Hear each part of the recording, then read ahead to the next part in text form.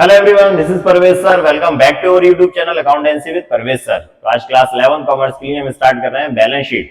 जो financial statement chapter हम कई दिनों से पढ़ रहे हैं विदाउट एडजस्टमेंट, उसमें हमने trading account, profit and loss account दोनों अकाउंट पढ़ लिया है। दोनों की वीडियो अपलोड कर दी है मैंने हमारे channel accountancy with Parvez sir में। आप अगर अभी अभी जुड़े हैं हमसे तो प्लीज जल्दी सब्सक्राइब कर ले यूट्यूब चैनल को अकाउंटेंसी विद परवेज सर, और इंस्टाग्राम पे भी फॉलो कर ले अकाउंटेंसी विद परवेज सर, जिससे कि आपको लेटेस्ट नोटिफिकेशन मिलते रहेंगे। तो जो फाइनेंशियल स्टेटमेंट है क्लास 11 कॉमर्स का जो मोस्ट इंपोर्टेंट चैप्टर है, उसमें हम अभी विदाउट एडजस्टमेंट पढ़ रहे हैं, जिसे हम कहेंगे इंट्रोडक्शन पढ़ रहे हैं। तो इंट्रोडक्शन में हम फाइनेंशियल स्टेटमेंट में दोनों चीजें पहले ही अपलोड कर दी है मैंने, ट्रेडिंग अकाउंट का फॉर्मेट और उसके कुछ क्वेश्चंस, और प्रॉफिट एंड लॉस अकाउंट का भी फॉर्मेट और उसके कुछ क्वेश्चंस। ठीक है, आज हम स्टार्ट कर रहे हैं बैलेंस शीट। तो बैलेंस शीट का क्या फॉर्मेट होता है, बैलेंस शीट में क्या क्या चीजें आती हैं, और बैलेंस शीट का क्वेश्चन किस टाइप से होता है, ये सभी चीजें आज हम पढ़ने वाले हैं हमारी क्लास में। देखिए, जो बैलेंस शीट का प्रोफार्मा है उसमें पर्टिकुलर अमाउंट नहीं आता। डेबिट साइड मतलब जिसे हम बोले कि यहाँ पर उल्टा चलता है, यहाँ लाइबिलिटीज है और लाइबिलिटीज क्रेडिट होती है। लाइबिलिटीज का जो बैलेंस होता है वो क्रेडिट होता है। तो पहले लाइबिलिटीज आती हैं, फिर अमाउंट, फिर एसेट्स और फिर अमाउंट। तो एसेट्स डेबिट होती हैं और लाइबिलिटीज क्रेडिट होती हैं। तो जनरली हम जो अकाउंट बनाते हैं उसमें डेबिट साइड और क्रेडिट साइड होता है। बैलेंस शीट में जस्ट अपोजिट है, पहले क्रेडिट की चीजें आती हैं और फिर डेबिट की चीजें आती हैं। तो यहाँ पर आपको पर्टिकुलर अमाउंट नहीं लिखना है, यहाँ पर आपको लाइबिलिटीज, अमाउंट, एसेट्स और अमाउंट। अब क्या क्या चीजें आती हैं, बैलेंस शीट का फॉर्मेट बहुत बड़ा है, कई सारी एसेट्स आती हैं, कई सारी लाइबिलिटीज आती हैं। यहाँ मैंने कुछ सिलेक्टेड एसेट्स और लाइबिलिटी लिखी हैं जो हमें क्वेश्चन में काम आने वाली हैं। इसके अलावा भी कई सारी चीजें होती हैं, मेनली ये चीजें बार बार काम आएंगी। जैसे हम एसेट्स की बात करें, पहले cash in hand, cash at bank. तो cash in hand, cash at bank का मतलब ये है कि जो भी हमारे पास कैश अवेलेबल है वो आएगा, बैंक में जो भी कैश अवेलेबल है वो आएगा। इन्वेस्टमेंट, जो भी हमारे इन्वेस्टमेंट है short term and long term में। डेटर्स, जितने भी डेटर्स है, जितने भी हमारे कस्टमर है जिनसे हमें पैसा लेना रहता है वो डेटर्स है हमारे। बिल्स रिसीवेबल, जो भी हमारे पास बिल्स हैं वो आ जाएंगे। स्टॉक में कौन सा स्टॉक आएगा, यहाँ पर क्लोजिंग स्टॉक आएगा, यहाँ पर ओपनिंग स्टॉक नहीं आता। कौन सा स्टॉक आएगा, क्लोजिंग स्टॉक आएगा। Loose tools, fixtures and fitting, plant and machine, building, furniture और बहुत सारी जो भी एसेट्स होती है वो सभी एसेट साइड में आती है।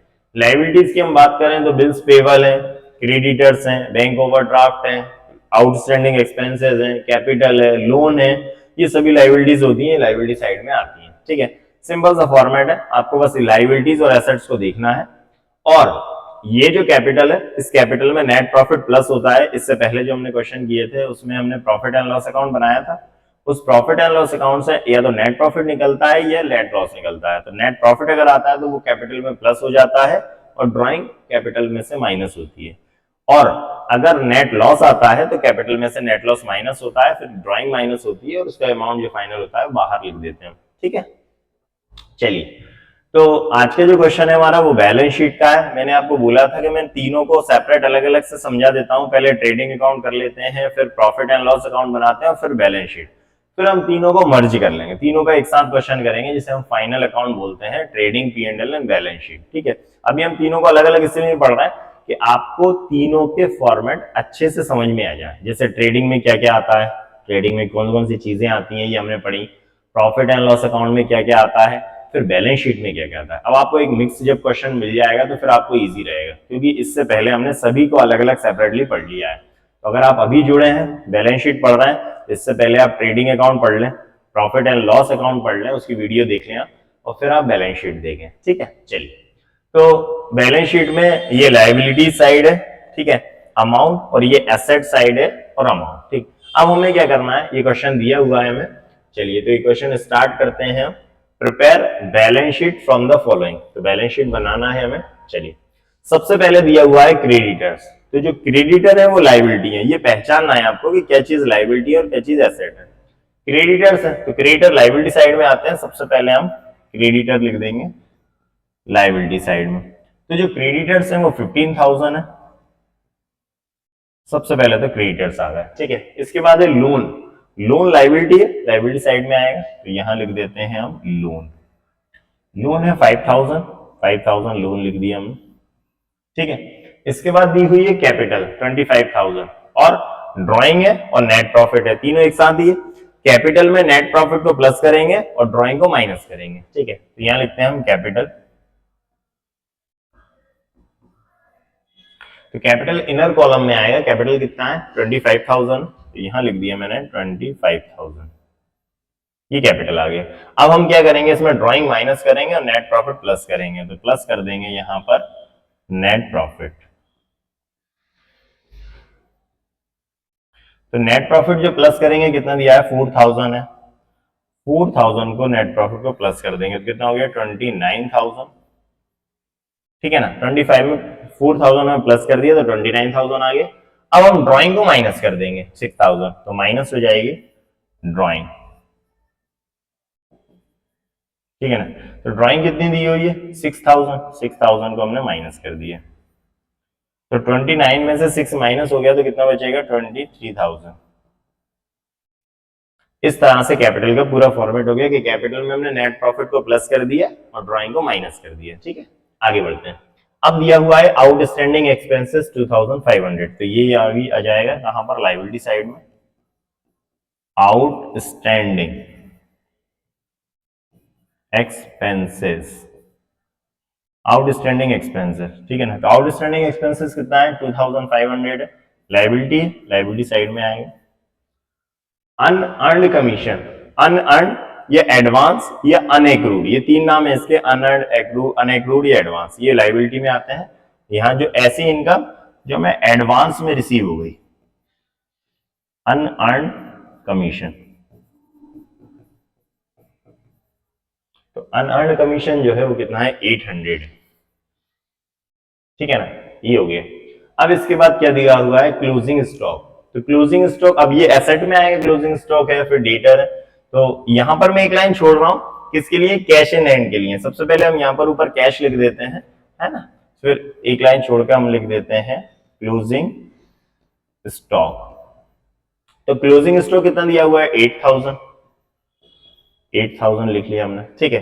फिर डेटर्स है, डेटर्स 13,000, ये भी असेट है, डेटर्स 13,000,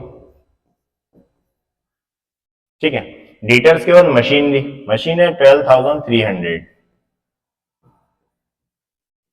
मशीन, तो मशीन आ गया 12,300, ठीक है, मशीन हो गया। कैश इन हैंड, ये कैश इन हैंड हम एसेट में सबसे ऊपर लिखते हैं, कैश इन हैंड। तो कैश इन हैंड कितना है 4,000, ठीक है।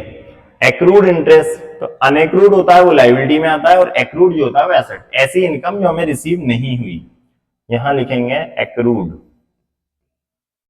Accrued interest. एक्रूड इंटरेस्ट जो है वो कितना है 1,000 है,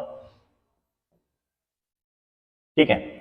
इसके बाद फर्नीचर, फर्नीचर भी एसेट है, ये एसेट में जाएगा। फर्नीचर, फर्नीचर कितना है 8,000, ठीक। अब लगा देते हैं टोटल, चलिए। तो बैलेंस शीट का जो टोटल होता है वो दोनों तरफ का इक्वल आएगा, लायबिलिटी और एसेट्स, बैलेंस शीट का टोटल इक्वल आता है, कोई भी बैलेंस कभी भी नहीं निकलता। अगर आपका दोनों तरफ का टोटल इक्वल आता है दैट मीन आपकी बैलेंस शीट बिल्कुल करेक्ट है, और अगर टोटल नहीं आ रहा मतलब कहीं ना कहीं मिस्टेक है।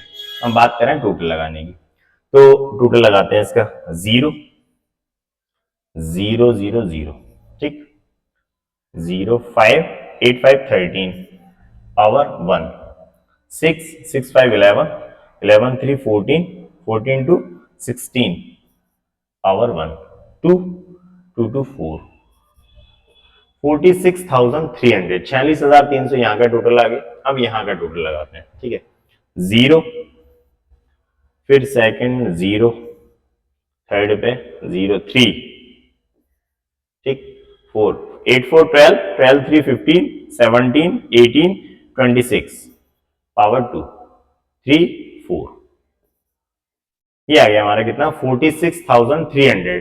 तो जो लायबिलिटीज का टोटल आया हमारा, लायबिलिटी साइड का टोटल है 46,300 एंड एसेट का टोटल भी कितना आ गया 46,300। ये हमारी बैलेंस शीट कंप्लीट हो गई। इसमें आपको सिर्फ ये करना है कि कौन कौन सी लायबिलिटीज आती हैं वो थोड़ा सा याद रखना है आपको कि लायबिलिटी साइड में जैसे क्रेडिटर में सिंपल सी बार बार चीजें जो आती हैं बार बार बता देता हूँ।